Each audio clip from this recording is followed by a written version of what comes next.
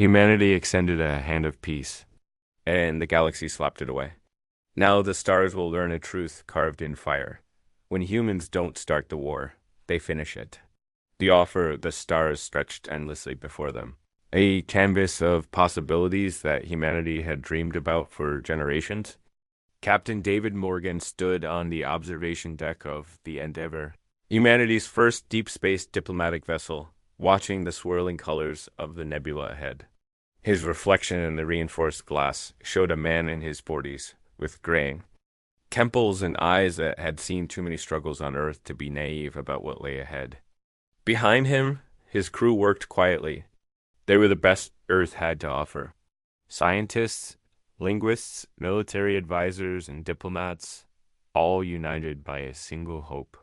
They believed that somewhere out there, among the countless civilizations that must exist, they would find understanding.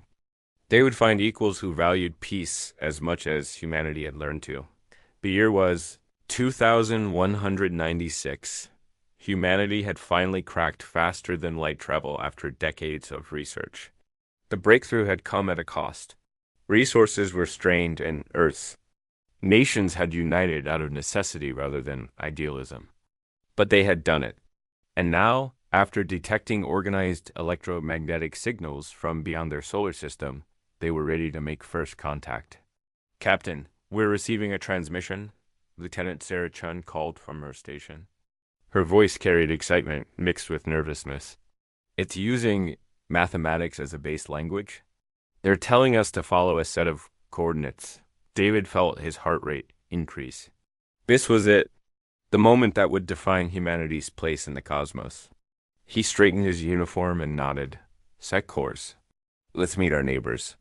3 days later, they emerged from hyperspace near a massive construct that defied imagination. It was a ring of metal and light, hundreds of kilometers in diameter, floating in the void between star systems. Ships of impossible designs moved around it like fish in an ocean.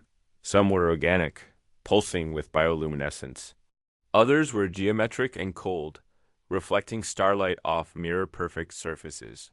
"Welcome to the Galactic Assembly," a voice said through their communication system.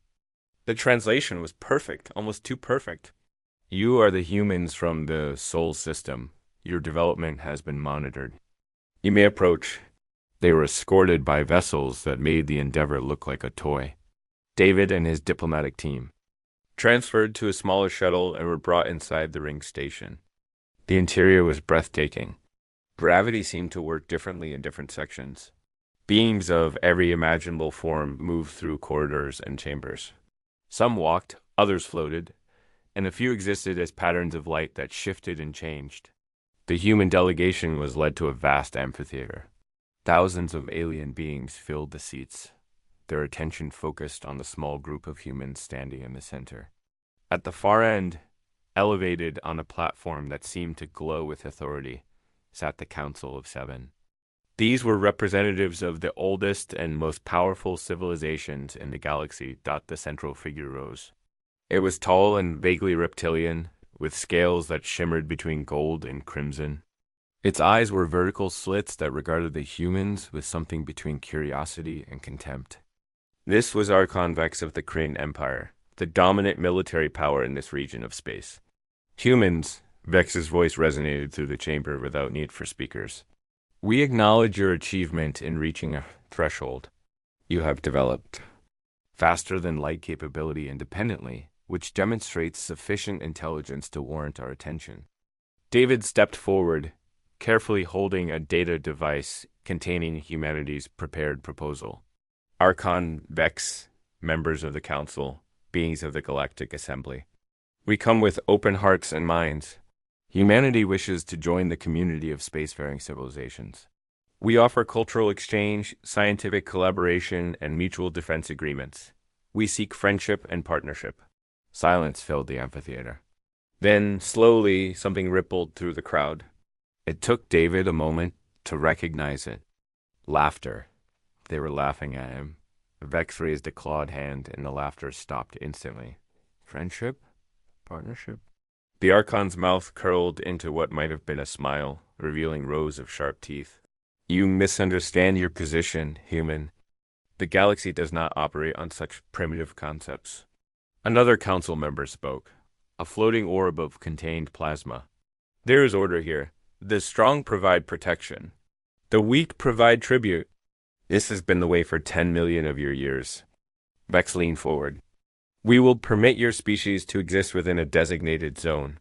In exchange, you will provide 70% of your system's mineral resources, 30% of your population for labor contracts, and full access to your biological data for our archives.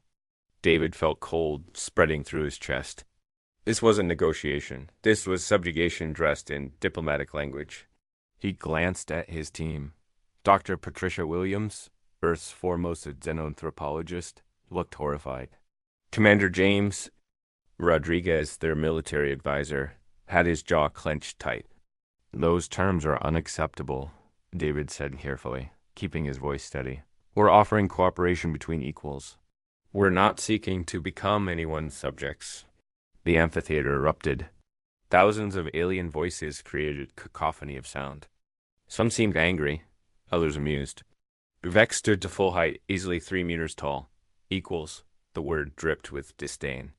You have one world, infant technology, and no understanding of galactic realities. We have conquered systems before your species learned to make fire. The Kryn Empire alone controls 400 star systems. You have nothing we cannot take. Then why offer terms at all? Commander Rodriguez spoke up, unable to contain himself. If you're so powerful, why not just take what you want? Vex's eyes locked onto him. Because extinction is wasteful. You will accept our terms or you will be categorized as a hostile entity. Hostile entities are eliminated. Completely. Your choice is simple. Serve or die. David took a deep breath. Every instinct screamed at him to fight back, to rage against this injustice. But he was a diplomat. He had to think long term. We need time to consult with our government. You have 1 solar rotation to respond, Vex said dismissively. Return to your primitive vessel and consider carefully. Many species have refused our generosity. Their worlds are now nothing but rubble and radiation. The human delegation was escorted back to the Endeavor in silence. Once aboard, David immediately opened a secure channel to Earth. The transmission would take hours to reach home and hours more for a response. But he knew what the answer would be.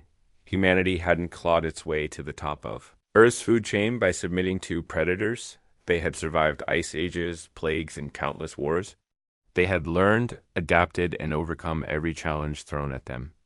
As David stared at the alien ring station through the viewport, he made a decision. They would refuse the terms. They would return to Earth, and they would prepare.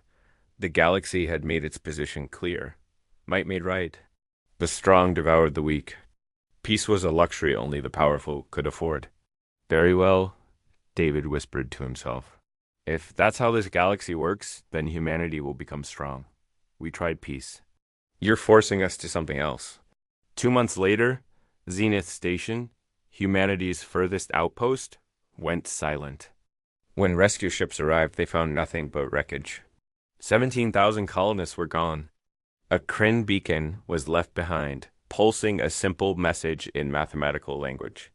Tribute was not received. This is your reminder. Compliance is mandatory. The message reached Earth within hours. The response was immediate and unified. Every nation pooled resources. Every factory retooled. Every scientist turned their mind to one purpose. Project Sentinel began in secret. Humanity would play the role of frightened newcomers, appearing to scramble and panic.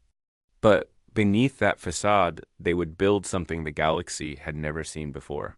They would create not an empire of conquest, but an instrument of absolute defense and overwhelming response. The Galactic Assembly had offered humanity a choice between submission and extinction. They had forgotten to consider a third option. Resistance. The reckoning Admiral Catherine Hayes had never wanted to be a soldier. Before first contact, she had been a researcher studying propulsion systems at the Luna Institute. She had dreamed of peaceful exploration, of discovering new worlds and making friends among the stars. The Kryn Empire had taken that dream and burned it to ashes along with Zenith Station. Her brother had been among the 17,000 who died there. Now she stood on the bridge of the Valiant, flagship of humanity's newly formed defense fleet.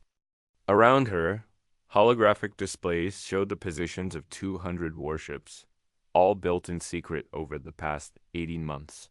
The galaxy thought humanity was weak, scrambling to gather resources for their tribute payment.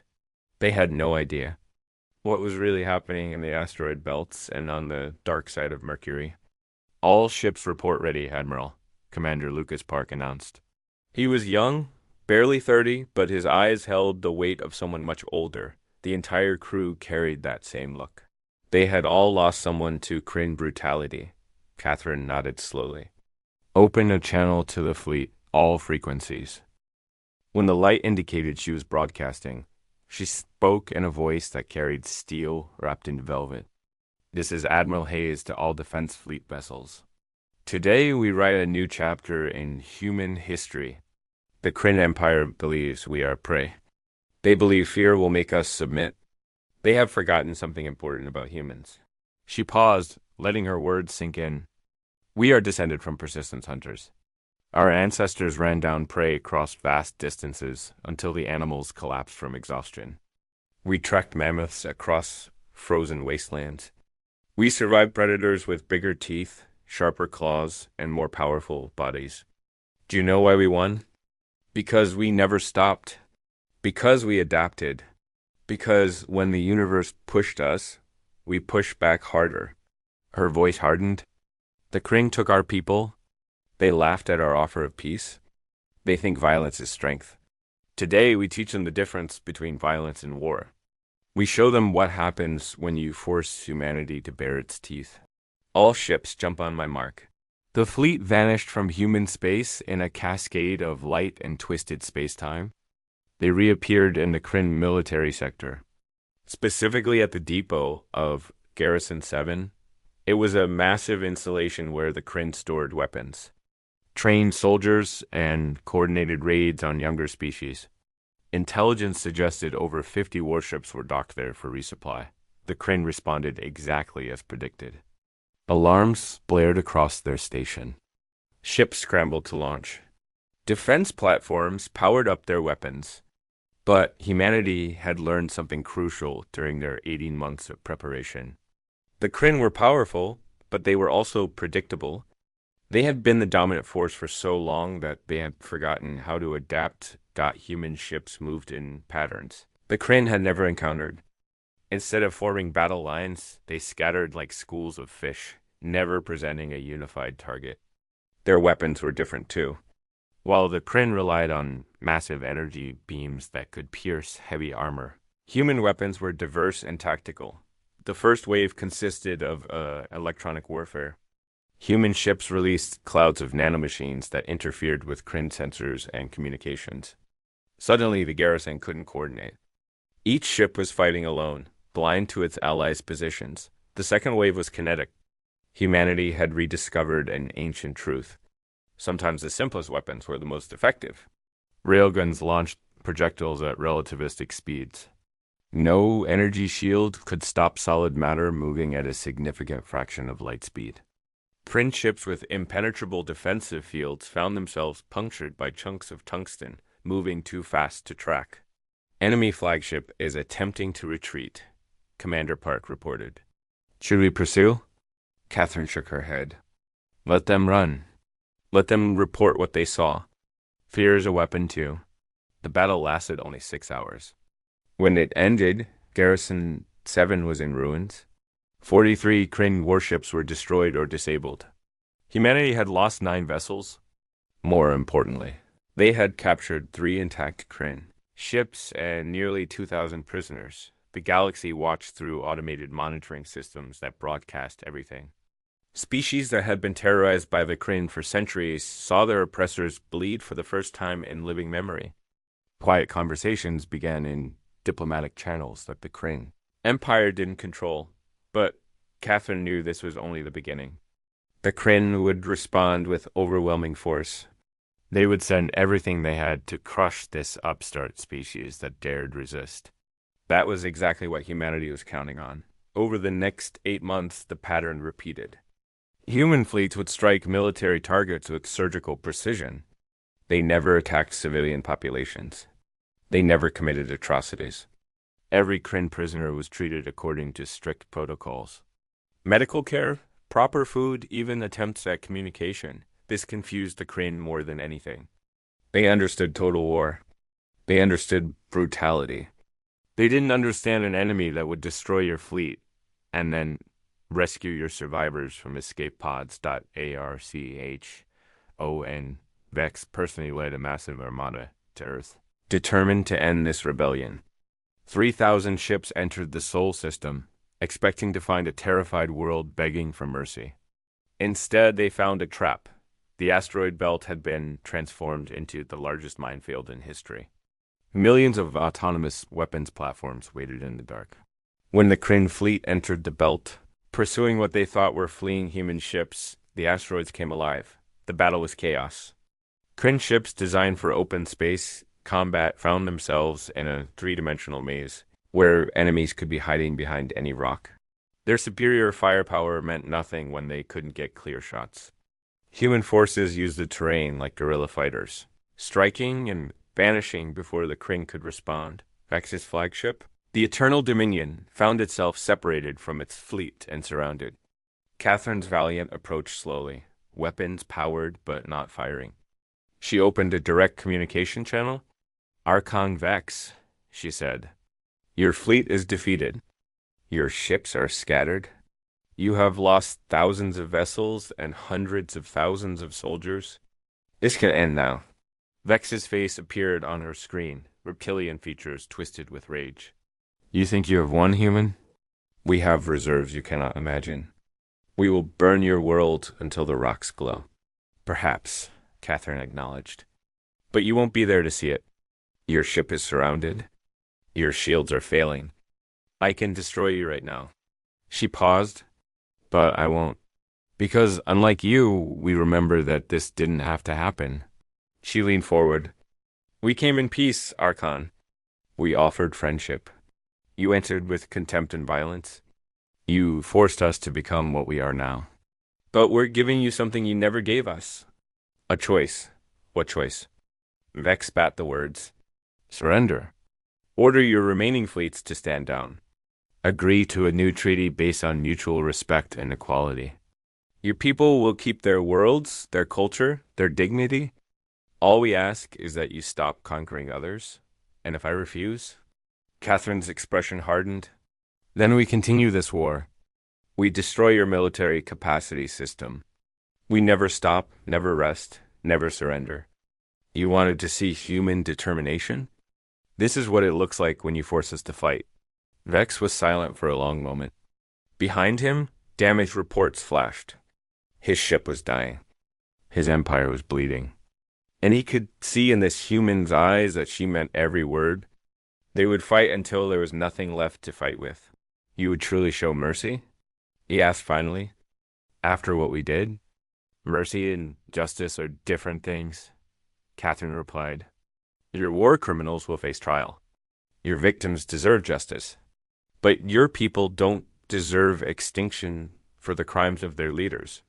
We learned that lesson in our own history. We're offering you the chance to learn it too." 3 days later, Archon Vex formally surrendered. The Kryn Empire became the Kryn Concordat, agreeing to the Terran Accords that established equality among all spacefaring species. Other members of the Galactic Assembly quickly joined once they saw the alternative. Humanity didn't conquer. They didn't enslave. They simply made it clear that predation would no longer be tolerated. The strong had responsibilities to the weak. Not rights over them. Catherine stood on Earth, watching the sun set over the ocean. The war was over. Humanity had won not through superior technology or numbers, but through something the galaxy had forgotten: adaptability, determination, and the willingness to fight for principles rather than power. A young reporter approached her at the ceremony. "Admiral Hayes, some are calling you a war hero. Others say you're a peacekeeper. Which is it? Catherine smiled sadly. Neither. I'm just someone who wanted to explore the stars and make friends. The galaxy forced me to be something else. She looked up at the emerging stars. We tried peace. They chose conflict. But when the conflict ended, we went right back to offering peace. Because that's who we really are. Do you think it will last? I don't know, Catherine admitted. But we've shown the galaxy something important. Humans can be friends or we can be something far worse. The choice was always theirs. And it still is. 50 years later, the galaxy had transformed. Species that once cowered in fear now met as equals. Trade flourished. Cultural exchange became common.